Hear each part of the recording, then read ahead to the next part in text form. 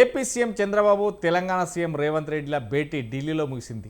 గంటన్నర పాటు జరిగిన ఈ సమావేశానికి ఢిల్లీలోని శ్రమశక్తి భవన్లో జరిగిన కేంద్ర జలశక్తి శాఖ మంత్రి సిఆర్ పాటిల్ నేతృత్వంలో జరిగిన ఈ భేటీలో రెండు రాష్ట్రాల సీఎంలు నీటి వివాదాలపై బనకచెర్ల ప్రాజెక్టుపై చర్చించారు. చివరగా పోలవరం బనకచెర్లపై టెక్నికల్ అడ్మినిస్ట్రేషన్ సభ్యులతో కమిటీ వేయాలని నిర్ణయించారు. ఈ కమిటీ ఈ నెల 21లోగా కొలువుదీరాలని కేంద్రం నిర్ణయించింది. ఈ నిపుణుల కమిటీ ఇచ్చే నివేదిక ఆధారంగానే చర్యలు తీసుకుంటామని కేంద్ర మంత్రి సిఆర్ పాటిల్ చెప్పారు. రెండు రాష్ట్రాల మధ్య వివాదం రేపిన బనకచెర్ల కేంద్రం వేసే కమిటీ పరిష్కారం అవుతుందా? ఆ కమిటీ నివేదిక ఇరు రాష్ట్రాల ప్రజల భావోద్వేగాలను ఆపుతుందా? ఇదే ఇవాటి బిగ్ డెబిట్లో మనతో పాల్గొనేందుకు దుద్దకుంట వెంకటేశ్వర రెడ్డి బీజేపీ రాష్ట్ర నాయకులు, బొల్లారం నిరంజన్ యాదవ్ కాంగ్రెస్ రాష్ట్ర నాయకులు, అదేవిధంగా ఆశా బిందు టీడీపీ రాష్ట్ర అధికార ప్రతినిధి, గోవర్ధన్ బీఆర్ఎస్ రాష్ట్ర నాయకులు, బొట్ల రామారావు వైసీపీ రాష్ట్ర నాయకులు మనతో జూమ్లో జాయిన్ అయ్యారు. అదేవిధంగా చూస్తే బొట్ల రామారావు గారు నమస్కారం అండి.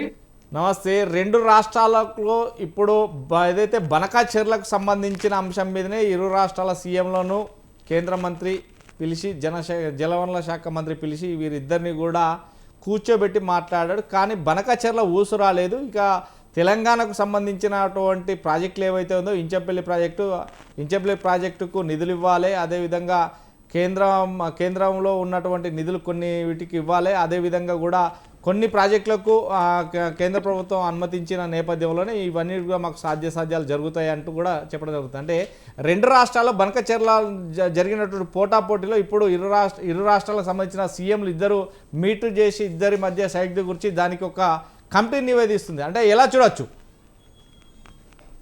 బనకచెర్ల ప్రాజెక్ట్ అనేది చాలా హాస్యాస్పదమైనటువంటి ఒక ప్రపోజల్ అండి. ఎందుకంటే ఇప్పటికే పోలవరం ప్రాజెక్టు అది ఇంకా ఉపయోగంలోకి తీసుకురానటువంటి పరిస్థితి. మరి అటువంటి పరిస్థితుల్లో పోలవరం ప్రాజెక్టు ఒక పక్క పెండింగ్ ఉంది. ఇంకా రాష్ట్రంలో అనేక ప్రాజెక్టులు సతమతం అవుతా ఉన్నాయి. ఈ పరిస్థితుల్లో బనకచెర్ల ప్రాజెక్ట్ అనేది తీసుకొచ్చి ఏదైతే చెప్పాడు కదండి, వాళ్ళ పార్టీకి సంబంధించినటువంటి నేతగా ఉన్నటువంటి ఏబి వెంకటేశ్వరరావు కూడా ఇదంతా కూడా ఇబ్బందికరమైనటువంటి అంశము.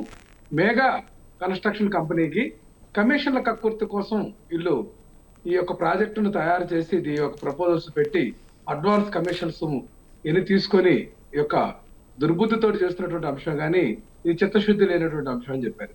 మరి ఇదే సమయంలో తెలంగాణకు సంబంధించినటువంటి వారు ఈ ప్రాజెక్టు మీద అనేక అనుమానాలు రేకెత్తించడం. ఎందుకంటే ఒక ప్రాజెక్టుకు అన్ని అనుమతులు తీసుకున్న తర్వాతనే దాని యొక్క విధి విధానాలు రూపొందించి దాన్ని ప్రజల్లో తీసుకురావాలండి. ఇక్కడ బనకచెర్ల ప్రాజెక్ట్ అని చెప్పేసి ఏదైతే ఆల్ ఆఫ్ సడన్ గా అంతకుముందే దీనికి ఒక కార్పొరేషన్ ఏర్పాటు చేసి దాని మీద ముఖ్యమంత్రి ఆ రోజు చైర్మన్ గా ఉన్నట్లుగా అట్లా పెట్టేసి తీసుకొచ్చి మరలా కమిటీని మార్చి గందరగోళం చేసి దాని కింద బనకచెర్ల ప్రాజెక్టు పెట్టి అన్ని ఏదైతే కాంట్రాక్టర్ కు గంపగొత్తుగా ఎటువంటి టెండర్ ప్రక్రియ లేకుండా కట్టబెట్టేదానికి కావాల్సినటువంటి అన్ని రకాల ప్రక్రియలను పూర్తి చేసి రెడీగా పెట్టినటువంటి అంశంలో చాలా అనుమానాలు తావిస్తుంది. ఈ ప్రాజెక్టు నదుల అనుసంధానం సంబంధించా, లేకుంటే ఈ యొక్క రిజర్వాయర్స్ ఏదైతే జలాశయాలు ఉన్నటువంటి వాటికి అనుసంధానంగా చేయటానికా, లేకుంటే వీళ్ళ కమిషన్ కోసమా? అసలు పోతిరెడ్డిపాడు హెడ్ రెగ్యులేటర్ దగ్గర దాని యొక్క సామర్థ్యాన్ని భారీగా పెంచుతూ మా నాయకుడు జగన్మోహన్ రెడ్డి గారు చేసినటువంటి పని ఈ రోజు సాకారమై నీళ్లు ప్రవహిస్తా ఉన్నాయి కదండి. వాటన్నిటిని కాదని వీళ్ళు చేస్తున్నటువంటి విధానం. అట్లాగే ఈ మధ్యనే నిమ్మల రామానాయుడు గారు ప్రెస్ మీట్ పెట్టి బనకచెర్ల ప్రాజెక్టు మీద పవర్ ప్రజెంటేషన్ చేశారు. అయ్యా రామానాయుడు గారు, మీకు నమస్కారం. మీరు జల శాఖ మంత్రిగా ఉండి ఏదైతే బనకచెర్ల గురించి మాట్లాడుతున్నారు, పోలవరం గురించి మాట్లాడండి, వెలుగొండ ప్రాజెక్టు గురించి మాట్లాడండి.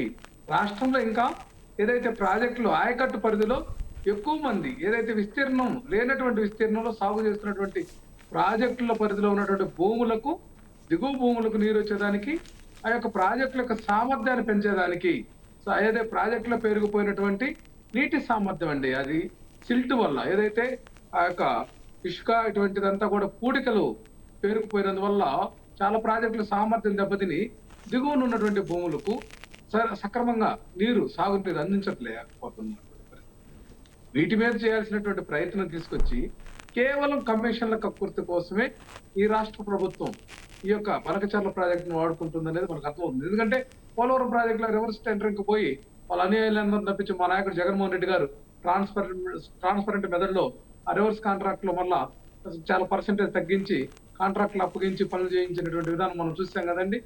వీళ్ళు ఇక్కడ కమిషన్ల కక్కుర్తి ఈ రాష్ట్ర ప్రభుత్వం ఎలా ఉందంటే మళ్ళా మనం అధికారంలోకి వస్తామో లేవో తెలియదు, ఉన్నంతలోనే వీలైనంత ఎక్కువగా ఎలా దోచుకోవాలనేటువంటి అంశము పైనుంచి కింద వరకు అండి. ఇక్కడ ఎమ్మెల్యే స్థాయిలో నియోజకవర్గాల వాళ్ళు రాజుల మాదిరిగా ఈ యొక్క అంశాల్లో అవినీతి కూడా చూస్తే వాళ్ళ యొక్క పెత్తనం ఏమో రాజుల్లాగా ఉంది, అవినీతి అంశం చూస్తే చాలా చీప్ గా వ్యవహరిస్తున్నారు. పేదలకు ఇచ్చేటటువంటి పీడిఎస్ బియ్యం దగ్గర నుంచి లిక్కర్ కి సంబంధించి ఏదైతే బెల్ట్ షాపులు పెట్టారు, అట్లాగే లిక్కర్ షాపులకు అటాచ్డ్ గా అన్అఫిషియల్ గా మినీ బార్లు తెరిచి దానికి పర్మిట్ రూములు, బార్ అండ్ రెస్టారెంట్ లాగా కల్పించే విధంగా, అట్లాగే స్కూళ్ళు, కాలేజీలు, దేవాలయాల పరిధిలో కూడా షాపులు తెరిచారు. ఎక్కడ ఆదాయం వస్తే అక్కడ షాపులు పెట్టుకునేటటువంటి విధి విధానాలతోటి మద్యం పాలసీ తీసుకొచ్చి షాపులన్నీ కూడా తెలుగుదేశం పార్టీకి సంబంధించినటువంటి వ్యక్తులు కొల్లగొట్టి ఎక్కడన్నా ఒకటే రావంటే వాళ్ళు బెదిరించి లాగేసుకొని అదే యొక్క రిటైల్ కమిషన్ కూడా మనం చూసాం కదండి. 14.5% నుంచి 20%కి ఏకదమ్మున ఏదైతే టెండర్లు ఖరారైనా పెంచినటువంటి అంశం కానీ ఇది మనం చూస్తున్నాం వీళ్ళ యొక్క దోపిడీ విధానం. అట్లాగే ఈ యొక్క మద్యం యొక్క షాపుల్లో వచ్చినటువంటి ఆదాయంలో వచ్చినటువంటి ఆదాయాన్ని 20% ఆ యొక్క స్థానిక శాసనసభ్యుడు కట్టాలని పబ్లిక్ గా జరిగినాయి కదండి. ఎన్ని పబ్లిక్ గా జరుగుతున్నటువంటి అంశాలు. అట్లాగే ఉచిత ఇసుక అని చెప్పి ఇసుక రేవుల్లో తమ తెలుగుదేశం పార్టీ అనుయాయులందరినీ కూడా రైట్ రామారావు గారు ఇసుక దోపిడీ చేస్తున్నటువంటి